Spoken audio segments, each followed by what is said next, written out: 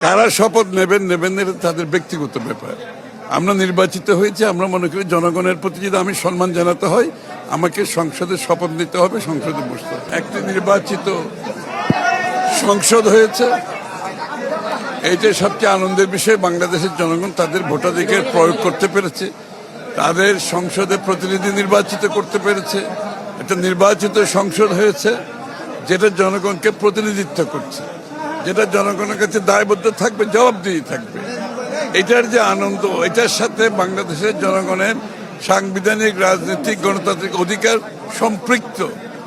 তাই আজকে আনন্দের দিন। আমরা গণতন্ত্রের দিকে যাচ্ছি, গণতান্ত্রিক অর্ডার ফিরে পাচ্ছি। যে বাংলাদেশের মানুষের মালিকানার কথা জন্য আমরা এত বছর সংগ্রাম করেছি, আমরা মনে করি সেদিকে আমরা যাচ্ছি। বাংলাদেশের মানুষ তার মালিকানা ফিরে পাবে এবং তারা তাদের মুক্তভাবে কথা বলতে পারবে, চলতে পারবে, তাদের প্রতিনিধি নির্বাচন করতে পারবে, প্রতিনিধিকে দায়বদ্ধ করতে পারবে, জবাবদিহি করতে পারবে। এটাই হচ্ছে গণতন্ত্রের মূল মন্ত্র, আনন্দ। আমি মনে হয় সেই অনুভূতি আজকে সকলের মধ্যে জেগেছে। কার্যকর করার জন্য সকল সংসদ সদস্যকে সহযোগিতা করতে হবে। সংসদ নেতা জনাব তারেক রহমান সাহেব নির্বাচিত হয়েছে। এটা তো সাংবিধানিক ভাবে করতে হবে। এই মুহূর্তে সংবিধানে তো এটা নাই। সংবিধান পরিবর্তনের আগে এটাতে এই মুহূর্তে করার সুযোগ নাই।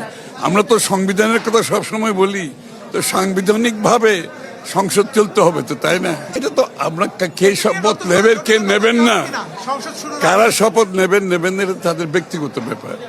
আমরা নির্বাচিত হয়েছে, আমরা মনে করি জনগণের প্রতি যদি আমি সম্মান জানাতে হয় আমাকে সংসদে শপথ নিতে হবে, সংসদে